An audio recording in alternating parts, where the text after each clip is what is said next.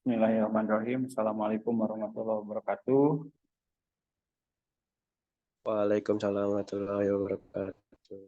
Kita kembali di pertemuan perkuliahan ya, mata kuliah rekayasa perangkat lunak. Hari ini kita akan membahas mengenai pemodelan sistem. Nah, pemodelan sistem ini adalah salah satu rangkaian yang harus dilakukan pada saat melakukan rekayasa perangkat lunak. Nah, tujuan dari pemodelan sistem ini adalah supaya kita bisa memberikan gambaran ya kepada nanti yang akan membuat sebuah sistem, gitu ya. Nah,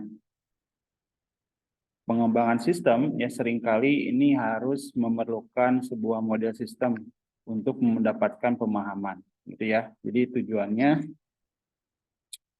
pemodelan ini diciptakan agar bisa dipahami oleh nanti pembuat sistem atau si programmernya.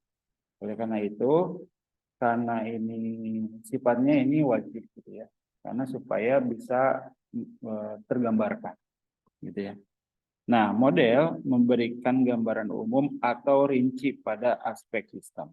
Jadi nanti di pemodelan sistem ini akan menggambarkan ya secara umum ya dan secara rinci juga aspek yang ada di dalam sistem yang akan dirancang atau yang akan kita kembangkan.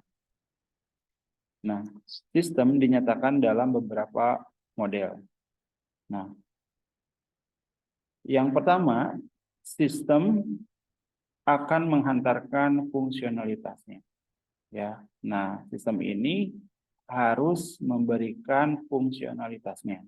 Mulai dari sistem bekerjanya, kemudian apa saja sih yang nanti terbentuk atau apa saja sih yang ada di dalam sistem tersebut. Atau bisa disebut komponen-komponennya. Nah, di dalam aspek sistem ada dua kategori ya yang nanti akan digambarkan, yang nanti akan dimodelkan.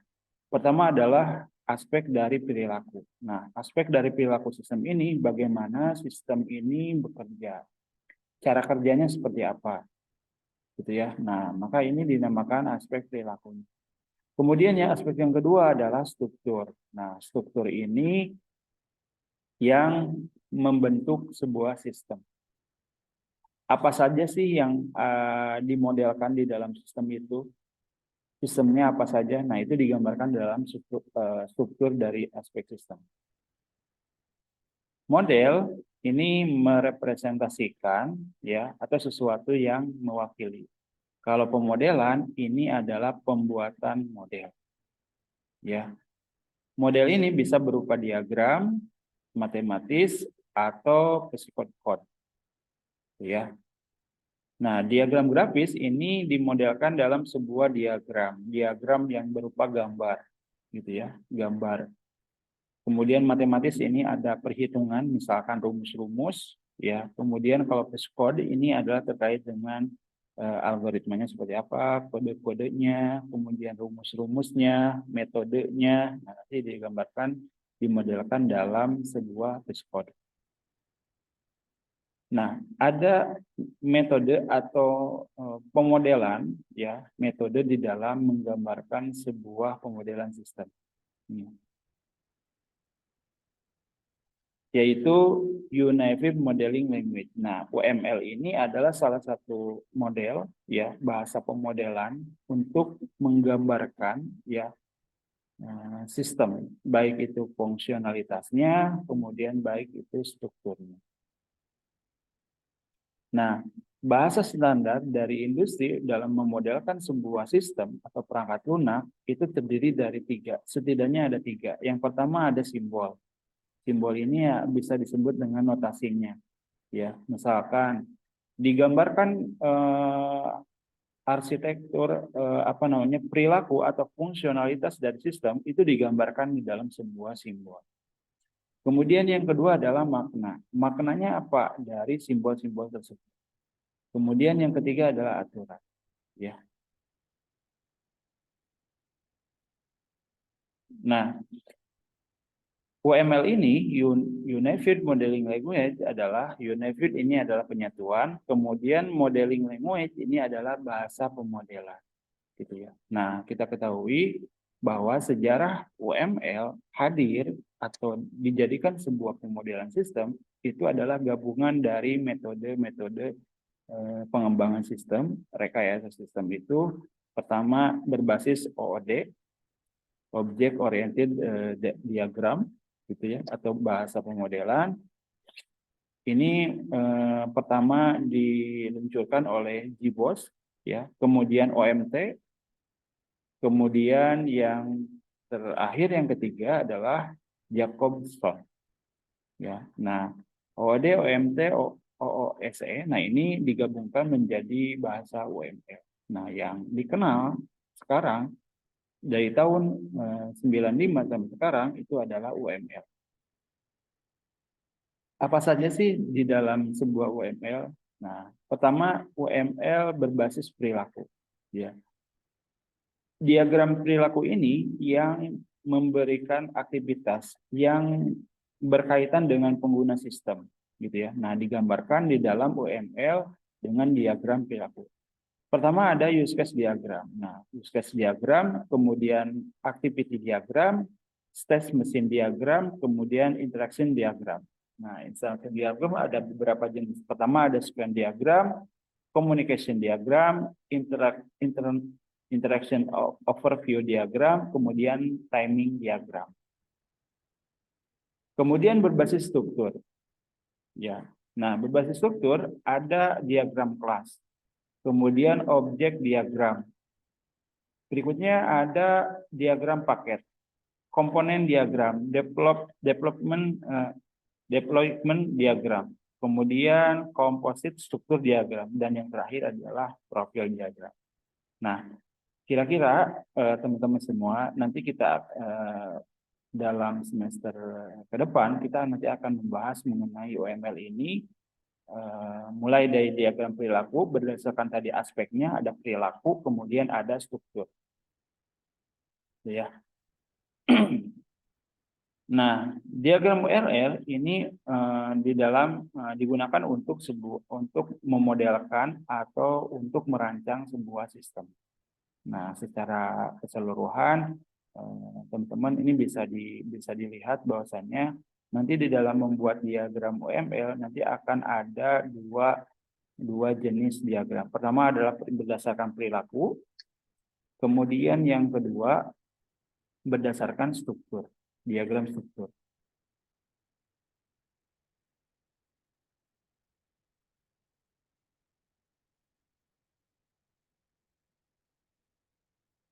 Nah,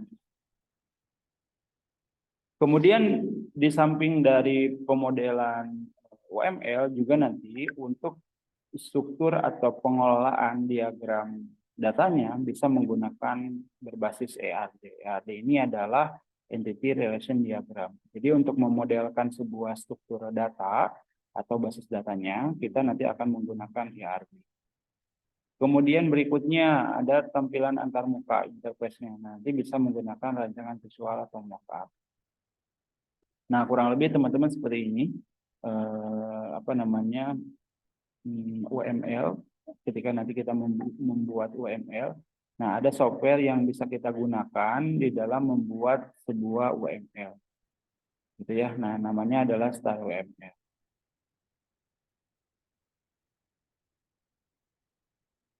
Coba buka lagi materi berikutnya.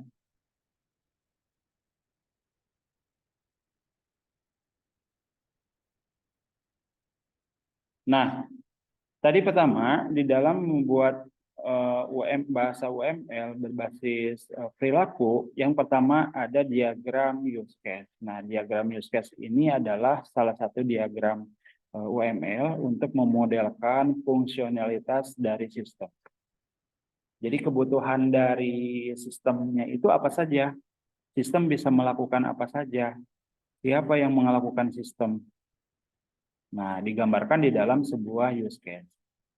Jadi sekali lagi, use case diagram ini adalah salah satu pemodelan diagram UML untuk memodelkan sebuah fungsionalitas sistem atau kebutuhan sistemnya. Itu ya. Nah, apa saja sih di dalam diagram use case diagram? Pertama ada aktor. Aktor ini adalah pengguna sistem. Ya.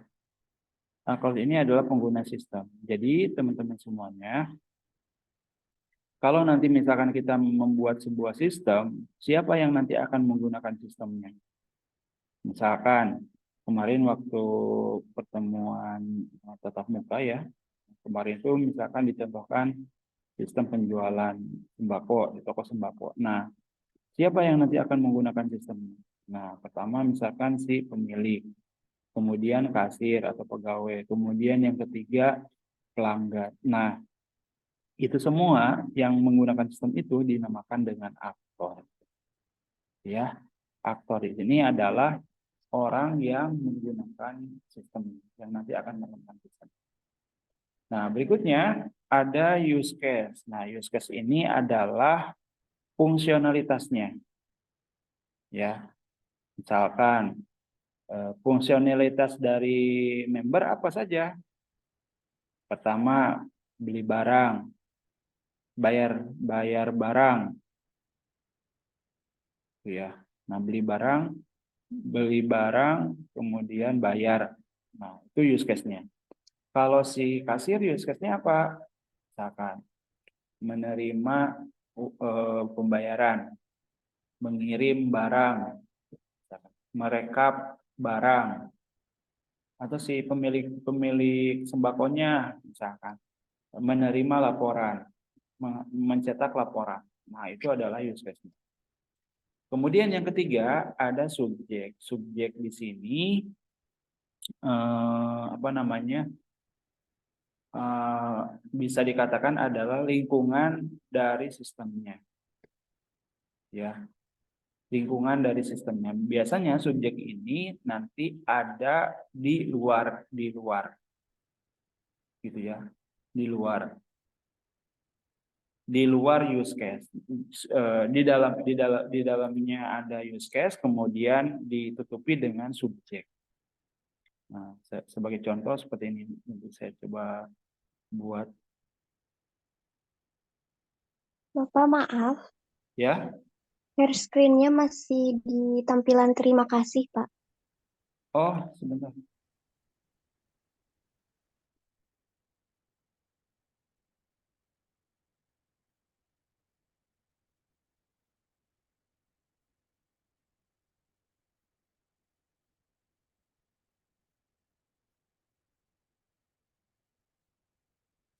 Oke, terima kasih ya udah ngasih konfirmasi itu. Oke, tadi di awal setelah slide yang pertama saya menampilkan use case diagram ini ya.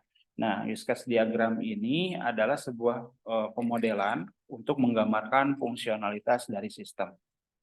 Gitu ya. Fungsionalitas dari sistem. Nah, apa saja sih yang dilakukan oleh sistem berdasarkan kebutuhan si penggunanya? Nah, nanti digambarkan di dalam sebuah use case. Nah, use case itu terdiri dari empat notasi atau empat simbol. Gitu ya. Pertama ada aktor. Aktor di sini adalah pengguna sistem. Tadi ya sudah disampaikan. Use case ini adalah fungsionalitasnya. Aktivitasnya apa? Misalkan tadi bayar barang, beli barang, cetak laporan, kirim barang. Nah, itu use case-nya. Nah, subjek itu adalah lingkungannya. Nah, kalau asosiasi adalah hubungan yang digambarkan dari aktor ke use case. Nah, itu ya. Jadi sekali lagi, aktor itu adalah pengguna sistem. Gitu ya. Nah, seperti halnya seperti ini.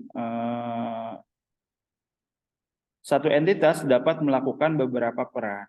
Nah, aktornya siapa? Contoh di sini, pegawai bank dapat sekaligus menjadi nasabah. Nah, aktor ini adalah pegawai bank dan nasabah bank. Gitu ya. Pada intinya aktor ini adalah pengguna sistem. Nah, aktor ini bisa digeneralkan, bisa spesifik, bisa digeneralkan. Contoh misalkan pegawai bank. Nah, pegawai bank ini bisa aja kan jadi nasabah bank di sana juga. Nah, maka pegawai bank ini belum spesifik. Karena bisa aja si pegawai bank ini menjadi nasabah. Seperti itu. Berikutnya, tadi ada notasi. Notasi ini simbol gitu ya. Nah, tadi kalau aktor di notasinya adalah seperti ini. Digambarkan dengan simbol. Nah, simbol seperti ini. Ya, contoh ini nama use case-nya adalah pelanggan. Maaf, nama aktornya adalah pelanggan. Ya, jadi berupa orang. Kalau tadi nasabah bank itu kan orang. Nah, maka digambarkan dengan stickman namanya ya. Nah, di bawahnya dikasih nama pelanggan. Gitu. Atau bisa lain digantikan dengan ikon pengguna beberapa orang atau dalam atau sistem. Nah, bisa dalam bentuk ikon yang lain selain stickman. Tapi biasanya yang umum biasa digunakan adalah menggunakan stickman atau menggunakan kotak dengan keyword aktor pengguna berupa orang atau sistem. Ini sama saja. Tetapi yang paling umum digunakan adalah menggunakan jenis stickman. Seperti ini. Berikutnya adalah use case. Nah, use case ini adalah aktivitasnya. Tadi yang memberikan fungsionalitasnya. Yang menghantarkan fungsionalitas kepada si pengguna. Nah, aktivitas-aktivitas yang dilakukan tidak dimodelkan dalam use case diagram, tetapi digambarkan dalam perilaku lain. Contoh activity diagram dan state machine diagram. Jadi, secara umum digambarkan di dalam use case. Nah, akan tetapi kalau yang sifatnya khusus, interaksinya khusus, aktivitasnya khusus misalkan, atau lebih detail, nanti akan digambarkan di dalam activity diagram dan state machine diagram. Jadi use case ini hanya sebagai gambaran umum saja. Misalkan beli barang. Beli barang itu ngapain saja? Kan awalnya itu si pelanggan milih barang dulu. Melihat barang dulu baru bisa transaksi. Nah, kalau di use case itu langsung beli barang. Seperti itu. Jadi intinya activity diagram ini lebih rinci dibandingkan dengan use case. Yang tidak dijelaskan di dalam use case nanti akan digambarkan di dalam activity diagram dan state machine diagram. Nah, pada saat eksekusi use case berhasil dilakukan apabila pengguna memperoleh fungsionalitas. Nah, pada dasarnya ini. Jadi nanti use case bisa berhasil, bisa digunakan kalau seandainya memperoleh fungsionalitasnya dengan baik. Contoh misalkan seperti ini. Pada saat ada use case pesan tiket. Nah, pesan tiket. Bisa berhasil pesan tiket apabila pengguna berhasil memesan tiket. Kalau gagal, bila pengguna tidak dapat memesan tiket.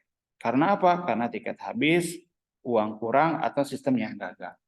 Nah, seperti itu. Ya.